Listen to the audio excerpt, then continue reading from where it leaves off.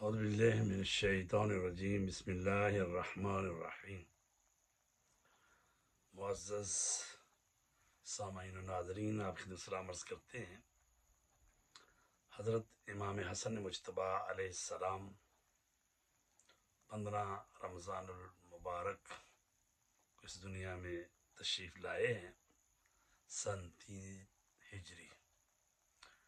آپ کے والد گرامی حضرت امام علی علیہ السلام اور آپ کی والدہ گرامی حضرت فاطمہ زہرا سلام اللہ علیہا ہیں، اور آپ کے معروف القابات میں سے ایک جو مشہور لقب ہے وہ ہے مجتبی اور سبط اکبر۔ آپ کی امامت کا دورانیہ جو ہے وہ 21 رمضان 40 ہجری سے لے کر 28 صفر 50 ہجری تک ہے۔ تو اس طرح آپ کی جو مدت امامت ہے وہ 9 سال 5 مہینے اور تقریباً 7 دن بنتی ہے، اور مقام شہادت آپ کا مدینہ منورہ ہے، اور آپ کی قبر اطہر جو ہے وہ جنت البقیع مدینہ میں ہے۔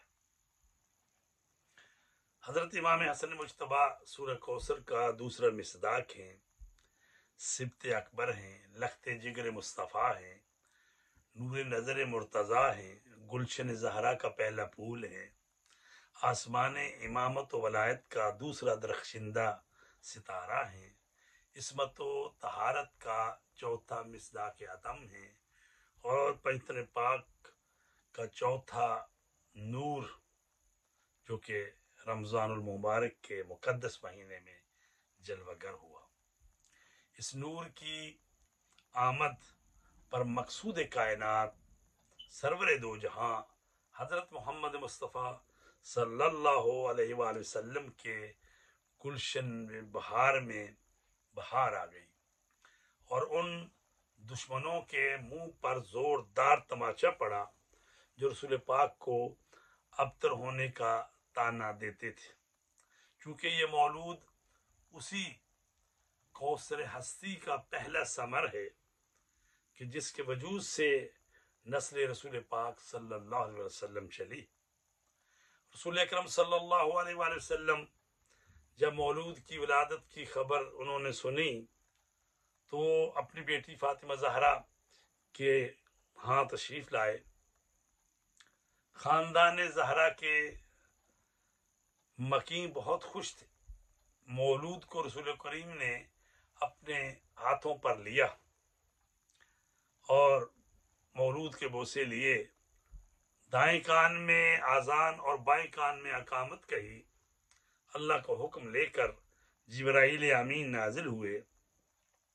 رسول پاک کی خدمت میں سلام عرض کرنے کے بعد کہا کہ یا رسول اللہ، آپ کے بھائی علی مرتضیٰ کی نسبت آپ سے ایسی ہی ہے جیسی کہ حضرت ہارون کی موسیٰ سے تھی، لہذا اس مولود کا نام ہارون کے وسیع موسیٰ کے بڑے بھائی کے نام پر رکھا جائے۔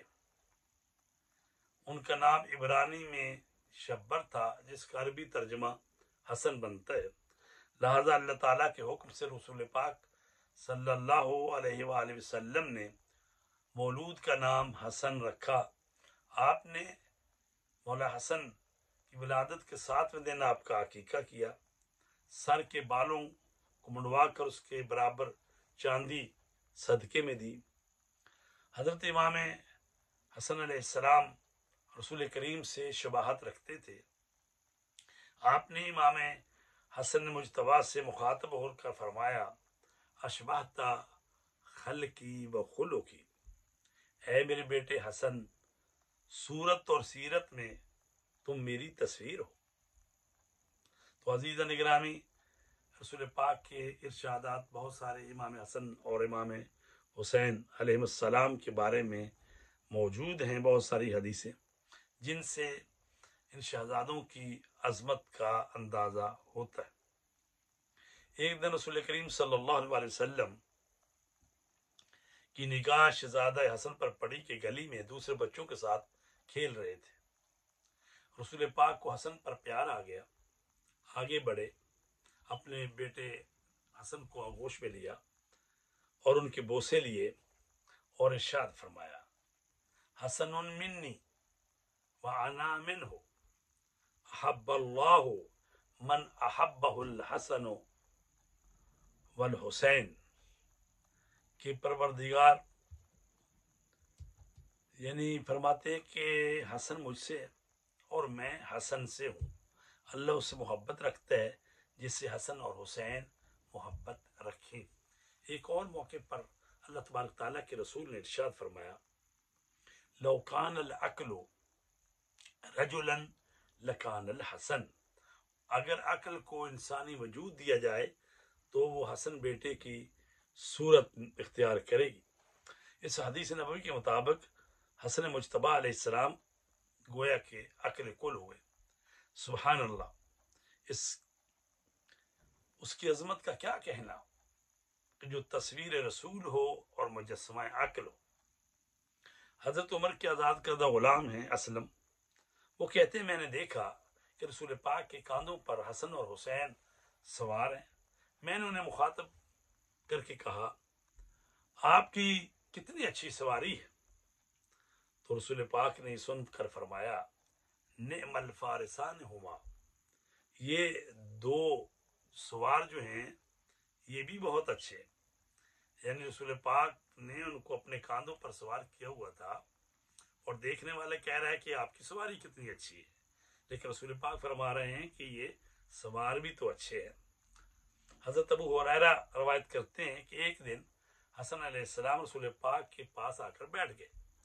रसूल पाक ने बड़ी मोहब्बत से अपने नवासे का मुंह चूमा और 3 मरतबा फरमाया, अल्लाहुम्मा इन्नी उहिब्बहु फअहिब्बहु व अहिब्ब मन युहिब्बहु, खुदाया मैं हसन से मोहब्बत रखता हूँ, जो हसन से मोहब्बत रखे तू भी उससे मोहब्बत रख।